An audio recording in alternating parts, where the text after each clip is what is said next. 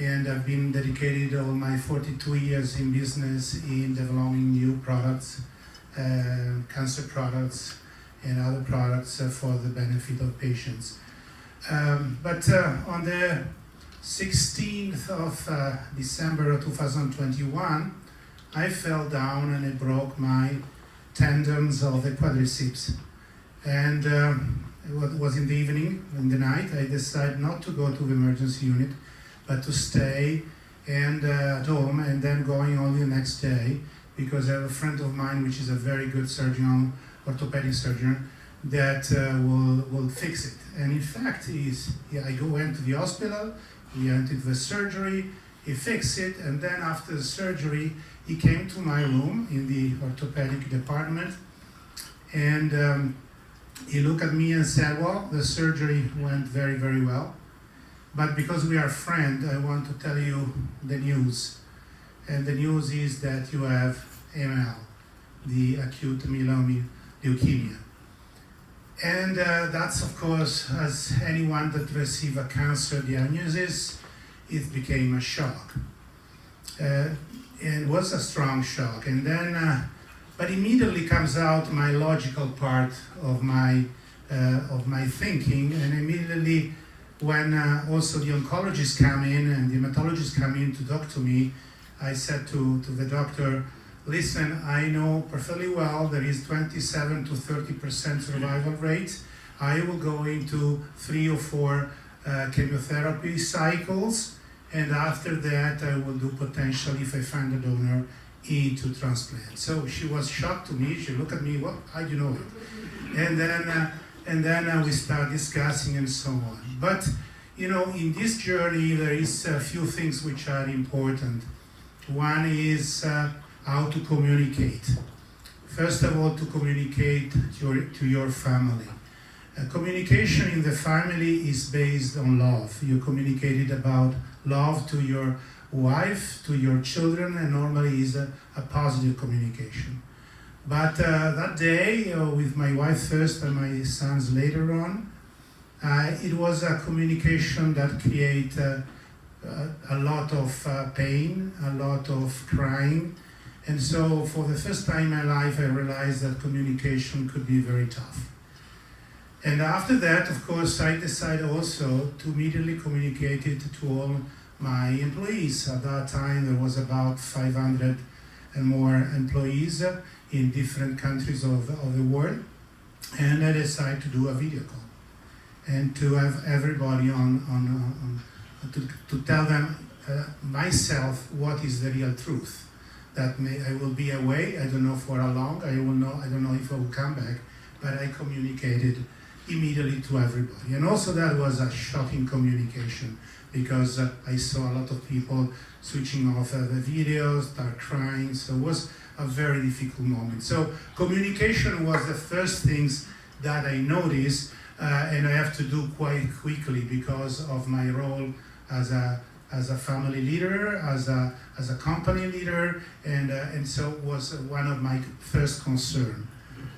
Then that was during the day, but then it comes the evening, and then stay in the hospital, moving from the orthopedic department to the hematological department is totally another story. By the way, it was still the COVID period, so you cannot see anybody. Doctors only comes at the minimum as required, nurses as well. So it was moving from a world where I was a leader, meeting with friends, with family, with workers, etc., from a moment where I was alone in a room, a very small room, nice, but small, and not being in contact with anybody except through video calls. So that was a change, and it started the feeling of fear, because every patient started having fear. And fear for me was not fear to die.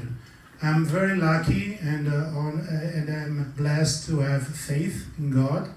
And so this, for me, death is not an issue, it's a passage. But the fear that I experienced that night and the multiple days that follow was the fear of suffering, the fear to be forgotten, the fear not to see my son to be married and having grandchild or granddaughters, and the fear not to stay with my wife anymore, not the fear not to go back to the company. So all these fears was much more important than the fear to die.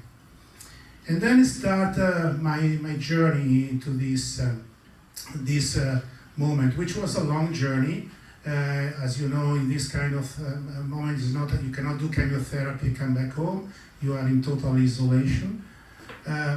But was a very difficult moment because I was walking with a stick, and at the same time I have all what I call my companion through the journey, which are all the side effects. You can imagine all the kind of side effects that you can have throughout these kind of treatments, because the chemotherapy was very heavy.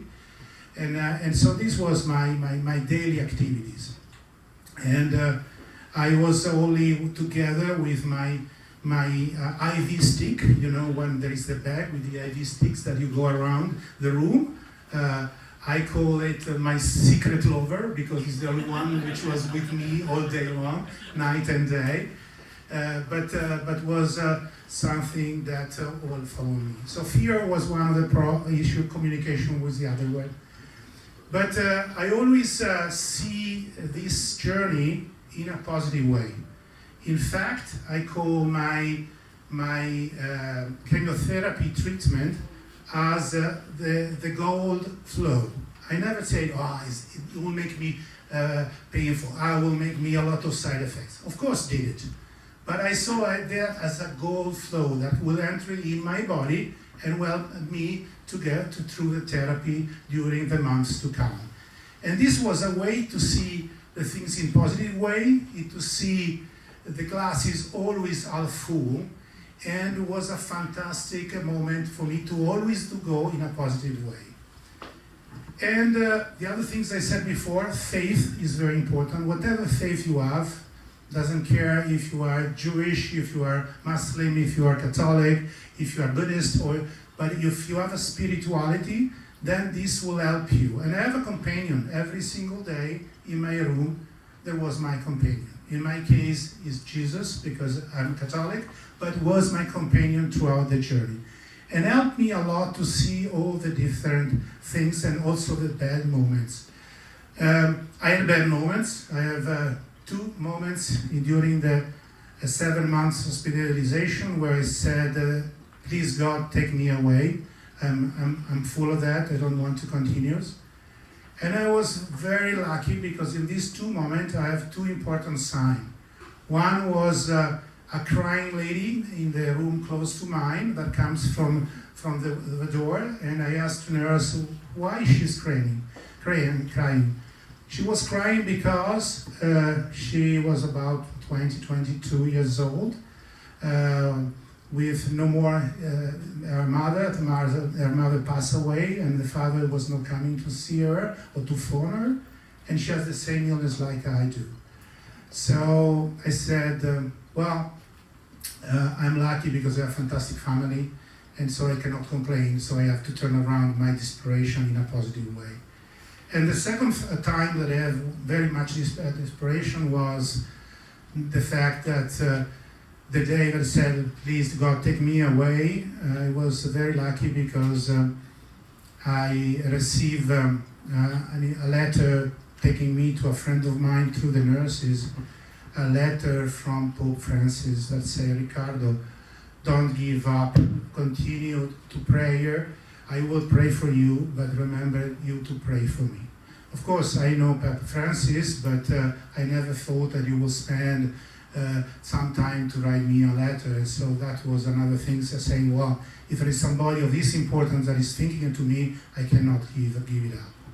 So faith has been an important factor of my journey. Another thing that I always tell to other patients that go into this journey is to be organized. So I put my journey as every day as an agenda, like I was in the office. So I wake up at 6 o'clock, prayers, then breakfast, then I do meditation, Then I will do the chemotherapy, then I will do some exercise with a cyclet or some weight, and as it was not possible to do because in some days it was not possible.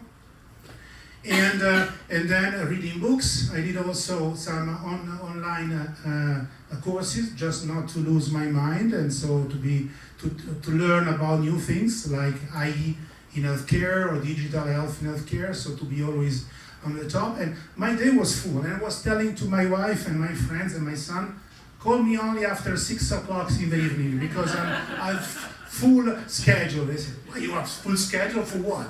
I have a full schedule, don't worry, it's important because my day is very full. And this was another way to thinking in a different way the illness and to go through these things. Then during the illness, I also had some important people that I met throughout the journey. And these people were fantastic people, are the nurses. Everybody that has to do with hospitals in one way or the other. Of course, doctors are key because they manage the therapy, they give you what to do. By the way, I was in a clinical trial because I asked to be in a clinical trials for some new drugs because I believe in it. But also, nurses are really the person that are here 24 hours, weekends, whatever you like, and when you feel bad, they just say good words. They are here with you. So this I call it my angels, and you will see in my book are my guardian angels that are there all throughout. And I have a lot of respect for this job. And in fact, the English version of my books will raise money for the Conquer Cancer Foundation of America for young researchers. But the Italian version of the book will raise money for building a school for nurses in the sub-Saharan countries of Africa, because this is my other scope in life, is to help underdeveloped countries to have the same standard that we have. And of course, I was very lucky to live in one of the development countries, because if you live in Africa or in Asia or in South America, probably will never have the opportunity to find a donor for the transplantation. So that was the journey. So you'll see in the book there is different points which I think is important to see. Also, one point was the leadership approach. Now I'm a different man. I don't know if I'm better or not, but definitely a different man. Now I know what leadership is. Leadership is not to have control on every single aspect of my company, but is to delegate, to step aside when it's important and leave somebody else to run the show and just control it by far away. I'm very happy and to have 4 fantastic sons that are all of them working in my companies, and I'm handing over to them in a relay race where I'm running in front, but being older, I run every day slower in order to pass to them the next generation. So this book is about the journey into the illness, of course, but it's also a journey into the faith, and you will see that it's an important part of my life. It's a journey into leadership, how leadership should be changed in approaching a situation like that, but hopefully should change anyway. And it's also a journey how you can interact with research with pharmaceutical products, because now I know the role of a patient much better. I have been developed clinical trials and information for patients for all my life, and I see that very clearly. It was simple, very well stated, respecting the law, but when you became patients and you look at the consensus, the information consensus of any clinical trials, you start to have doubts, fear, there is something behind what I'm doing, and I am an expert in the area. Imagine the people that are not expert, the fear and the doubt they have. So it's very important that we change our mentality in the industry to be very much more close to the patients. And this journey also teach me a lot on this part. So this is what I did, and my scope today is to talk about this role because I have the opportunity to have the two sides of the coin, pharmaceutical entrepreneur as well as cancer patient, a survival cancer patient. And this will help a lot of people because of the money that we'll raise in the next years to raise money for important causes that will help new patients to have a better quality of life for the future. So that is what it is about, and I thank you all very much for your attention. So when you have the schedule, do you think that takes you out of the mode of thinking that you are a patient? No one wants to be one. I'm just thinking more about how we can give this lesson to others who are going through something. The scheduling, did it take your mind off? The focus, the fear?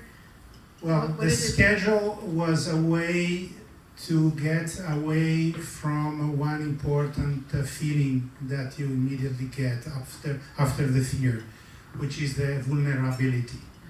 As a patient, you became very highly vulnerable. And so you start thinking, I depend from others. I am not anymore the decision making of my next days, my next month. Somebody else will decide for me. So the only way to have some part of a day where being vulnerable, I can do something that I decide to do is my agenda. And so in this part, of course, then when I come doctor, is him to take a decision. When the nurse comes for the chemotherapy, it was her to do it. But at least the rest part of the day, this agenda take me back to my normal life in some way, you know. And so it was a way to feel a little bit less vulnerable. So the second point is now as still the CEO and chairman, the leader of your company and many other ventures, what are some practical lessons that you've taken from your experience as a patient when it comes to implementing strategies and perhaps even tactics within your company, if any? So there is another point that I didn't mention, but during my illness, as usually when things goes bad, everything goes bad. So while I was a year away for 1 year, also my company went very bad, almost on to be bankrupt. And so when I come back, we have to restructuring that, to put the company in a different mode, and it was very, very difficult. So for me, today what I learned is, as I said before, to just step aside on a discreet way, let others say the words, let's say their own opinion. I try to guide on a remote way. I'm not anymore sitting in the driving spot, but I'm trying to sit in the passenger spot and somebody else driving the car depending on the occasion. So in one case I have one son driving one car, the other son driving the other car, and some of my colleagues that are here tonight, they're driving very, very professionally. And I try to, having 42 years of experience in this sector, just to be the old man that give some good thought and good suggestion to the younger. If we think back to this unique time point of COVID and being very isolated and not being able to share a physical presence with other people and really being alone, and you talk about the desert, I mean, what are some points that you can maybe talk a little bit more about? Well, solitude is something that comes with this illness because you are isolated. You don't do a chemotherapy and then you go home. So you are isolated for many months, and with COVID was even more. So that is one aspect which was very important, to be alone and to feel alone. But as I said before, I was lucky to have a fantastic family, my wife and my sons, that support me a lot, and a lot of friends, a lot of also collaborators in the company that helped me a lot in this period of time. Of course, facing this sentiment to be alone is something that you have to fool with something. And of course, the agenda was one way. The other way, as I said, is the faith. And the faith is something that gives you an additional speed, an additional resources, which is quite unique. And I was always knowing that even in the difficult times, I have somebody with me, in me or above me, that was helping me in the difficult times. So that things of being alone last maybe 10 minutes, and then I remember that there was somebody that was definitely taking care of me. And during this, of course, and I read in the book, it comes out also the question, why me? I am a good entrepreneur. I always did charity. I always help patients. I think to be a good father and a good husband, what I did to merit that. And my answer, based on my faith, is because God knows that I can manage it, I can go through it, and I can potentially fight it in a positive way. You did talk also about your bone marrow transplantation, or cell transplantation. Can we talk about that? Because that is a major change, right? In replacing your immune system, and you had to go through a whole new revaccination and becoming a new person to a certain extent because your immune system changed. Oh, for sure. First of all, I think I am a new person also because my wife told to me the donor was a lady, so I get some female touch. So finally, I get to understand somehow the women, which is a great thing. But part of the joke, I think that I was very, let's say, lucky to find the donors. We went through the database in Europe, and there was only one donor that was compatible to me. None of my family was.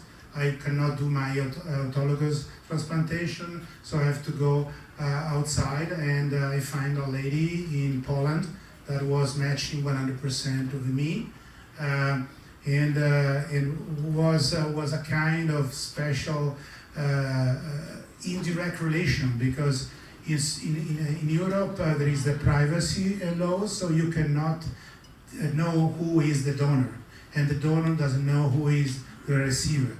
So I imagine always a young blonde, because she, I know the age, 39 years old, from Warsaw. So I thought blonde hair, nice lady that gave me the stem cell to me, and invented also a name which is called Dorothea from the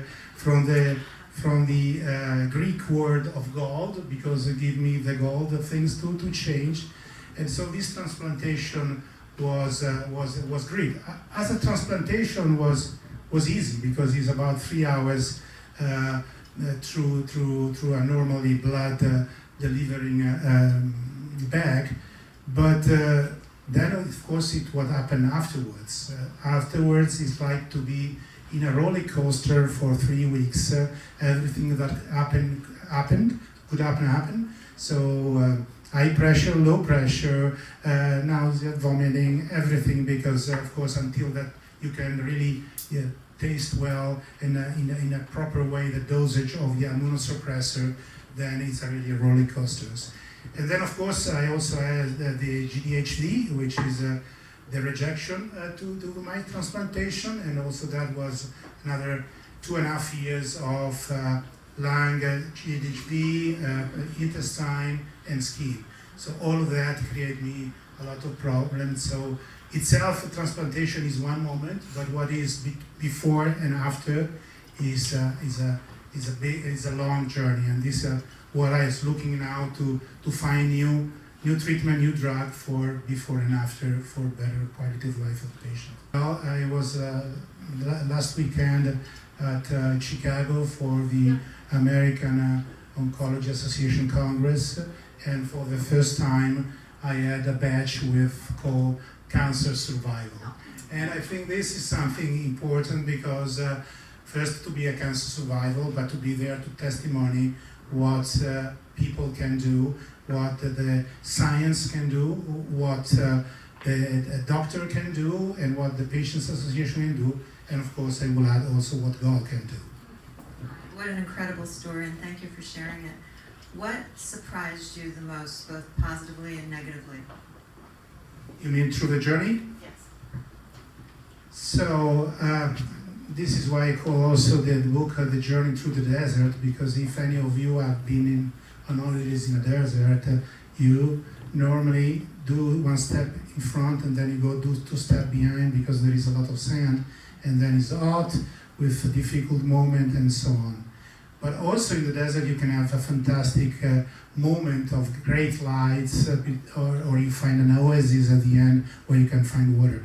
So answering to your question, my journey into the desert has found difficult moments on my body. I thought that my body was much weak, and I was able to resist to that. So that was something that I was also losing some memory, and this was also scaring me a lot. So that was another moment that was very difficult. And I remember the doctor was saying to me, you have to tell the month on the other side. So I never did it, so I would start doing December, November, October, and so on, to keep my mind open in different languages, English, Italian, French, and so on, to keep it mind open. So that was difficult to lose the memory. And the positive things was really to see that today science is really making life of a lot of people much better. Of course, there is still a lot to be done in a country like Africa or South America or Asia, and even here in our countries where the poor cannot afford the same treatment. We are lucky because we can, because of insurance or because of coverage, but many others cannot. So to work in a way that we can help also people that cannot afford was also a good, positive teaching that I get out of that. So my question was, how did you keep this positivity all through your journey? You know, that is based on the fact that I have a gift which is faith. So for me, the dying is not a fear, is a passage. So saying that, everything which is in between is a way to think the things in a positive way. So I always smile, because smile always should be given to everybody. I smile also to the nurses when I was there, because and to everybody which is around, because it's a way to live the difficult moment in a different ways. And I told you just before, and I come out of the hospital and I was in a very economic bad situation. I have to guarantee the banks with all my personal wealth, houses. I went to my wife and said, we have to sign a document to give all the house to the bank in case the company go bankrupt. So, but also in that moment, I smiled to my wife and she said, okay, you believe in it, we will do it. And in fine, I think to live in a positive way, anything difficult in the world, you have really a force, a strength, which you will be winner by definition. You mentioned that obviously it was your tendon injury that sort of led to the road to your diagnosis of your AML. Do you think of that as a sort of faith-guided event? Do you believe there was some sort of divine intervention that sort of led you to that, so you got the diagnosis when you did? Yes, there is a chapter on the book which is called I'm Luck or Not. And I call personally, not in the book, but I call personally that God coincidences. And there are many. The first one is that, I have done my full checkup on the beginning of December, so it was the 2nd of December. And then in 16 I broke my tendon, and then I did surgery and discovered my leukemia. But the things that I didn't tell you before is that I broke my tendon falling down on the stairs of my chapel in my garden. So that was the first sign. Throughout the book, you will see there are multiple signs. that I think are there not just because of coincidence, but because something was written already. If you were to draw some insights from this for businesses, for people who run businesses within a time span, and if you consider the long run, any business will have some people that will experience, serious or less serious health issues. What would be your recommendation to someone who runs a business to ensure that you continue to run it, but factoring in that this will happen, and what can you do to be resilient in advance of that happening? I tell you, I will tell briefly, but I think it's important to become not so important, so to become discrete, indispensable, to just give up the control, let the others starting having their role, let others doing also mistakes, because before having a maniac of the control, I want that everything is perfect, and that is impossible. In any organization, you do mistakes, and mistakes are very important to do better in the future. So it's important that everyone has his own activities, has his own things, and so the control should be stepped back. Of course, control is needed, but is discreetly stay on the side, and also giving values. That is very important.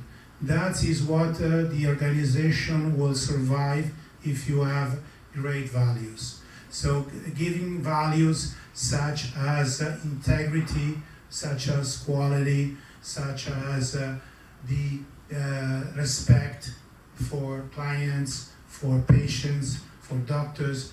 These are values that will continue throughout generation of family members, throughout generation of collaborators.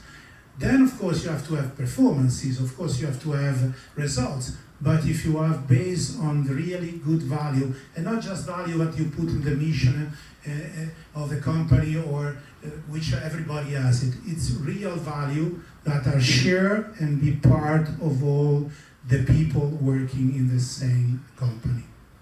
First of all, you are the professional of transplantation. I am just very little with one transplantation. You are the really expert on all of that, and I always have a lot of respect for that. I think that I always been in my life that any hour counts. Don't lose any hour, because God give you life and you don't have to throw away. So you have to dedicate your hour, whatever you do, any kind of work, any kind of reading, any kind of things, but just not be lazy. Not doing anything doesn't make any sense. So I don't think that was very different from before and after. I've always been like that. I always want to do more things. I have an agenda that will go on for probably another 50 years. Of course, that will not be possible, but I have targets in creating more school in Africa. Today I have 30 schools with 45,000 students. I want to go to 100,000 students. I want to create more research support for younger researchers that do very rare cancer disease, and so on and so on. So if I have 1 hour free after running, then I do have to do something else. So that was never an issue for me, not before and after. Always be a full-time dedication to use very well life. I'm an organ transplant surgeon, and I'm also a victim of 2 cancers in the past and other diseases that are not nice either. So what I want to ask you is something that I feel as a physician I need to transfer to my patients. You mentioned the issue of recognition of the problem and how you manage it in terms of your own feelings, and you rely heavily on religion. My problem is, how do you do this with patients who don't have that kind of faith, which is majority actually in this country at least, and how do you manage to transfer to them hope, but without lying to them? Yeah, the role of the physician is very difficult because first of all, you have a lot of patients, very little time. You have to dedicate also a lot of time to administrative things, and ideally it would be fantastic to dedicate a lot of time to patients. So of course it's very difficult because each person is different, each person has different fears, each person could have faith or not, and of course if they don't have faith it's more complicated to give them the things. But and of course if they're alone because they don't have family, it's even more complicated. So there are a lot of situations which is very difficult. And also the way to tell the diagnosis, I saw that is very difficult because you can tell straightforward to a person like me, but maybe to an older person or to a not well-educated person, that is much more complicated. So it will be a touch first to understand who you are in front, not just the patient with the disease, but the patient with his background. What is his background first? And then you can dedicate time how to deal with that in a proper communication way, trying to give some ideas, because the fact of having an agenda during the day, having an online courses, having some books to read, things like that could be useful to everybody or anybody, even if they don't have faith. So there are things that can be done in a support way, even if they are alone or not family supported or with no faith. So there are ways to find a solution through that. But in terms of education, how do you manage to transfer that idea of hope and seeing things in good colors rather than bad colors without lying to them? That is really the problem. Is there a solution of how to do this? I think that is the metaphor that I use in my book is the journey into the desert, exactly because it is an image that doesn't tell lie. In the desert, you can die. And the moment that you have a diagnosis like this, of any other cancer type, you can die. And this is clear. And you don't cheat to that. You say, you are in the desert, but in the desert you can walk through.